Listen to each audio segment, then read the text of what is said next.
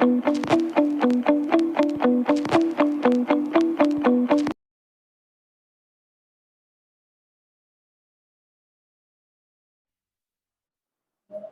Of here and there का common से sentences में, सिंपल सेंटेंसेज में हियर मीन्स यहां इधर, एंड देयर मीन्स वहां और उधर होता है, वहां या उधर का प्रयोग किया जाता है। ठीक है, हेयर मीन्स क्या होता है, नोट किया था ना आप लोगों ने कि नहीं नोट किया? नोट कर लीजिएगा, पूरी चीजें नोट होनी चाहिए आपके उसमें, ठीक है ना। और एक अपना जो है फेयर कॉपी बना लेना है, रजिस्टर्ड टाइप का, मोटी सी अच्छी जो है, उसमें आप इसको जो है ग्रामर को विधिवत नोट करेंगे। ठीक है, ये ऑल लाइफ आपको काम करेगी, क्योंकि ये स्टार्टिंग से ग्रामर जो बताया जा रहा है, ध्यान दें। अब हम यूज ऑफ देयर में आएंगे, थोड़ा सा आप ध्यान दें, ये देयर, ठीक है, इस देयर का जो है अभी हमने प्रयोग पढ़ा है, देयर का प्रयोग में अभी हमने पढ़ा है, क्या पढ़ा है अभी देयर का प्रयोग में, कि वहां और उधर, वहां और उधर इसका जो है पढ़ा है। अब यहां पर हम सेंटेंस में आगे यहां पे सीखेंगे, पढ़ेंगे कि देयर का प्रयोग और किन प्रकार के वाक्यों में किया जाता है। ठीक है, तो यहां पर हमें लिखना है, रूल नंबर 1 डाल लें, रूल नंबर 1 लिखे, देयर का अपोस्ट्रोफी में कर दीजिएगा देयर को, देयर का प्रयोग, देयर का प्रयोग ऐसे, देयर का प्रयोग ऐसे वाक्यों में, देयर का प्रयोग ऐसे वाक्यों में, वाक्यों के, यहां लिखिए के, वाक्यों के, देयर का प्रयोग ऐसे वाक्यों के प्रारंभ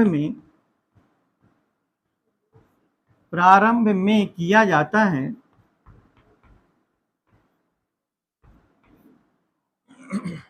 देयर का प्रयोग ऐसे वाक्यों के प्रारंभ में किया जाता है जिन वाक्यों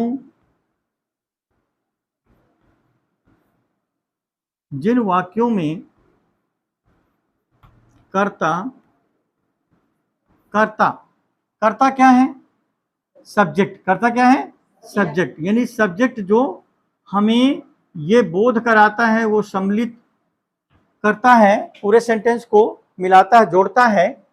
ठीक है, सब्जेक्ट जो है हमें किसी कार्य को, जो कार्य किसी के द्वारा किया जाता है, किसी व्यक्ति के द्वारा, नाउन या प्रोनाउन के द्वारा, वो सब्जेक्ट कहलाता है। सब्जेक्ट क्या कहलाता है, जब कोई कार्य किसी नाउन या प्रोनाउन के द्वारा किया जाता है, संज्ञा या सर्वनाम के द्वारा एक्टिविटीज होती है, और वो वाक्यों को जोड़ता है, ऑब्जेक्ट को, ठीक है ना, वर्ब को, ठीक है, तो उसे हम सब्जेक्ट कहते हैं। सब्जेक्ट हमारा जो होता है यानी कर्ता, सब्जेक्ट क्या है, कर्ता। ठीक है, तो जिन वाक्यों में कर्ता सब्जेक्ट नहीं होता है, सब्जेक्ट नहीं होता है, जिन वाक्यों में, ठीक है, कर्ता यानी सब्जेक्ट नहीं होता, कर्ता नहीं होता है, ये ध्यान देना है। ऐसे वाक्य भी हैं, सेंटेंसेज होते हैं जो बिना कर्ता के होते हैं, ऐसे वाक्य भी होते हैं, जो मैंने बताया ना भी कि देयर का प्रयोग हम, ये तो नॉर्मल सी चीज आपको जोड़ रहे थे देयर से, हेयर एंड देयर का यूज करके हम आपको इंग्लिश ग्रामर के छोटे छोटे सेंटेंसेज बता करके, बहुत नॉर्मल सी छोटे छोटे सेंटेंसेज, ठीक है, जो आप लोगों ने नहीं पढ़ा होगा, या पढ़ा भी होगा तो कुछ सेंटेंसेज पढ़े होंगे, लेकिन यहां पर हमने आपको affirmative, simple sentence, negative, interrogative, ठीक है, निगेटिव प्लस इंट्रोगेटिव टाइप के सभी प्रकार के, और इंट्रोगेटिव टाइप के, जो डबल इंट्रोगेटिव वैसे सेंटेंसेस भी आपको बताए, जो हु से प्रारंभ हुए हैं, who is there, who is here, ठीक है, ऐसे सेंटेंसेस भी अभी आप लोगों ने स्टडी किया। अब यहां पर हमें करना है, कर्ता सब्जेक्ट नहीं होता है, ठीक है, देयर का कैमरा ऑफ हो गया है, यहीं पे बैठे, स्क्रीन ऑफ हो गई है, ओके ओके, ठीक है, हम देखते हैं, ओके बेटा, देख रहे हैं बेटा, चेक हो रहा है। तो कर्ता सब्जेक्ट नहीं होता है, ऐसे यानी कि, अर्थात यहां पे लिखना है आपको, अर्थात वाक वाक्य सब्जेक्टलेस, अर्थात वाक्य जो होता है, अर्थात बेटा यहाँ पे आप स्कूल में नहीं हो, आपको माइक ऑफ करके सीधे हम आगे पीछे होंगे, देखते जाइए। अर्थात वाक्य सब्जेक्टलेस, सब्जेक्टलेस कर्ता विहीन, वाक्य जो होता है सब्जेक्टलेस यानी कर्ता विहीन होता है, कर्ता विहीन। कर्ता विहीन का मतलब होता है बिना कर्ता के। ऐसे सेंटेंसेस जो बिना कर्ता के होते हैं, जिनमें सब्जेक्ट नहीं होता है, ऐसे वाक्यों को हम देयर से प्रारंभ करते हैं, कर्ता विहीन होता है, कर्ता विहीन होते हैं। अर्थात वाक्य सब्जेक्टलेस कर्ता विहीन होता है ये। तो कर्ता विहीन, अपने आप माइक को बेटा बंद रखें, हम लिख भी रहे हैं, आगे पीछे भी हो रहे हैं, आप लिख सकते हैं। देयर का प्रयोग ऐसे वाक्यों के प्रारंभ में किया जाता है जिन वाक्यों में कर्ता सब्जेक्ट नहीं होता है, यानी कि कर्ता विहीन होता है, सब्जेक्टलेस होता है वो वाक्य।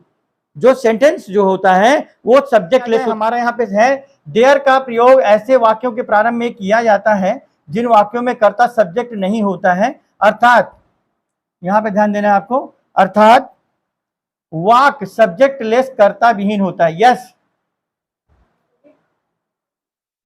What are saying, what do you want to say, what do you want to say, क्या कहना चाहते हैं आप, कुछ कह रहे थे? Anyone student ask me any question? Anyone student ask me any question? Okay.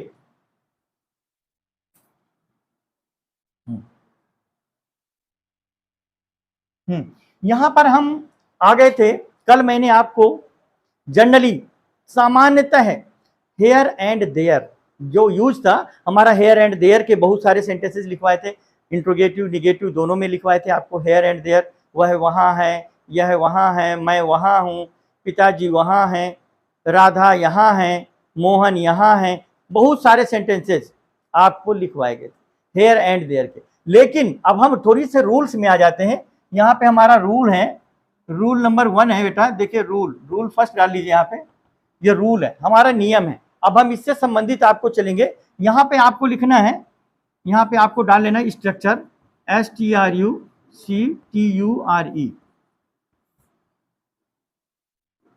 वाक्य की संरचना, वाक्य की संरचना। Turn off your mic, mic बंद कर लें, मैंने कहा है ना।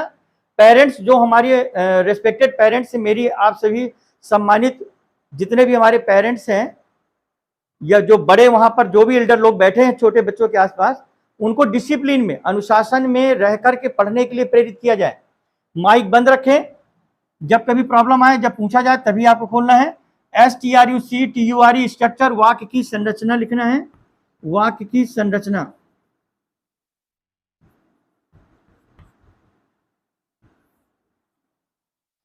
वाक्य संरचना हमारी है, यहां पर सबसे पहले आपको लिखना है फर्स्ट देयर,